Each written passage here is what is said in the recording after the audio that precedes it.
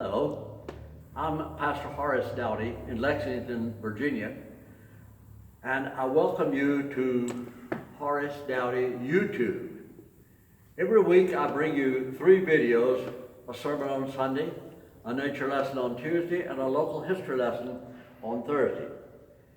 Today I'm in the Lexington Presbyterian Church in downtown Lexington, and before we start, I encourage you to click on like and subscribe and then the bell icon, and please share these lessons on your social media platforms and with your family.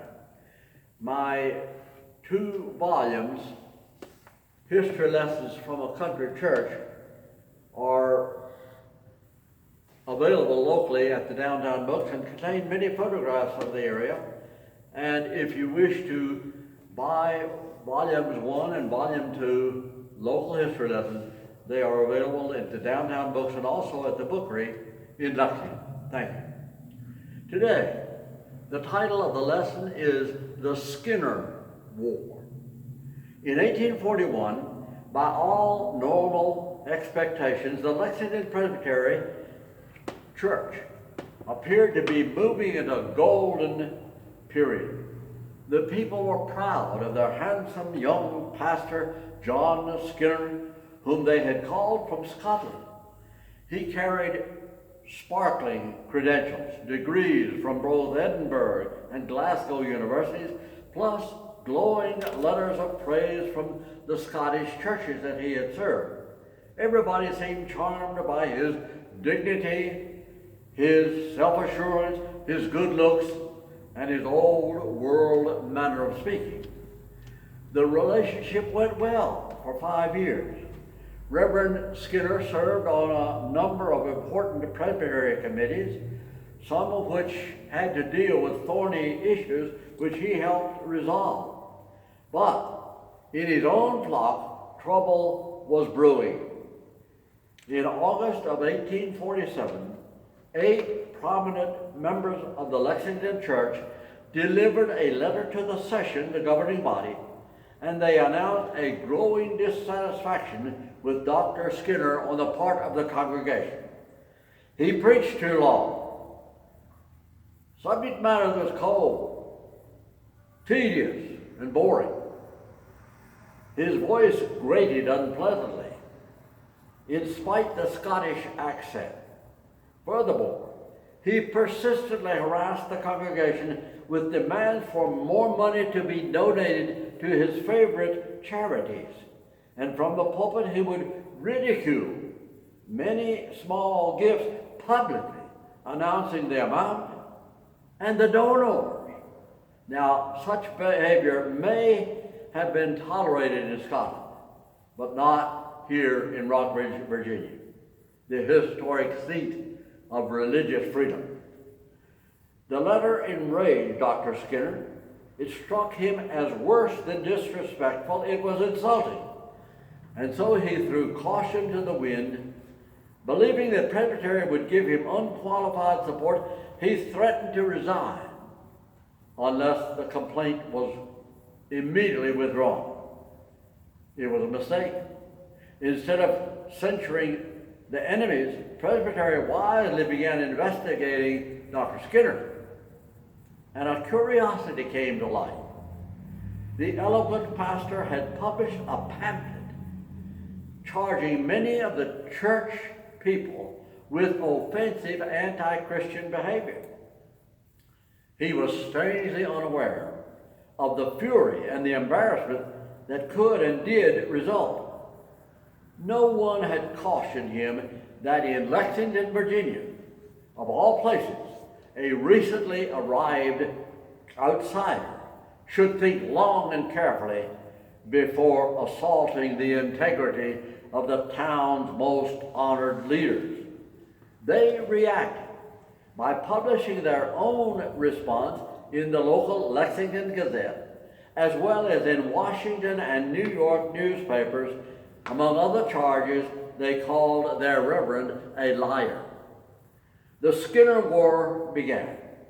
People took sides, tempers flared, The entire community buzzed like a jolted beehive. Methodists and Baptists were quickly drawn into the conflict, and finally the Episcopalians. The angry man of God would not soften. From his pulpit came stormy sermons every Sunday, and instead of producing repentance, his words incited wrath and rebellion among his hearers. Supposing the young ladies were the source of criticism regarding the length of his sermons, Dr. Skinner blazed forth with these inspired words from the pulpit.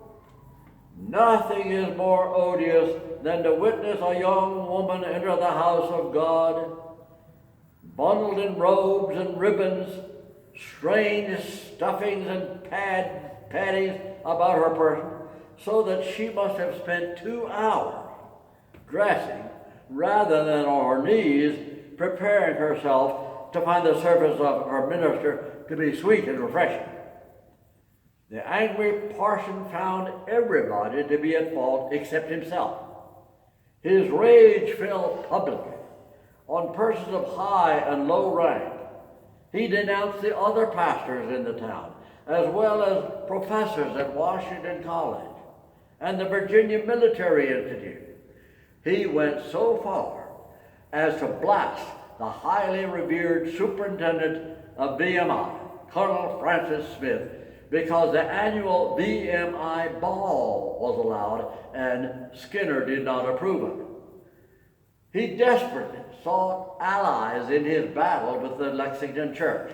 He turned to the civil court and attempted to secure a grand jury indictment against his own ruling elders who governed the local church, and the court refused. Skinner then took his case to the Florida Presbytery, where he hotly condemned his own congregation as well as the general population of Lexington. The church trial occupies an unprecedented space in the official minutes of Presbytery, 332 pages. The faithful women of the church in the Lexington parish had been Skinner's most loyal supporters. At first, they found him stimulating and attractive. No sacrifice was too great in it, and he wanted a new church built downtown, and he wanted a new manse to live in. He got both, the manse and this church. Thanks to the sewing and the cooking and the sacrificing of the devout women, they bought and paid for the land downtown. Did their lofty pastor bend his knee in gratitude? Not quite. Reverend Skinner wrote, quote, "I am slandered for permitting my church to be under petticoat government." Surely such a statement drove the final nail in the coffin. Skinner had certainly crossed the line. After months of hearings, Presbytery voted overwhelmingly to sever Skinner's connection with this church, and further, to strip him of his license to preach anywhere. The action was drastic and extraordinary. Dr. Skinner appealed the verdict to the higher church courts, and he was finally allowed to continue as a Presbyterian preacher. He stormed out of lovely Rockbridge, never to return. Records indicate that he enjoyed some success as a pastor in Canada. Now, what had gone wrong here in Lexington? It seems obvious that there was a clash of culture between the new parson and his congregation. On all sides, anger generated into rage, which degenerated into mental incompetence. Well-intentioned followers in such cases abandon the Prince of Peace and resort to fierce hostility to the detriment of the church. This lesson ends, however, with good news. Lexington Presbyterian Church survived. A benevolent God sent them the Reverend William S. White, who for many years was the most loving and wise good shepherd that any congregation could hope or desire.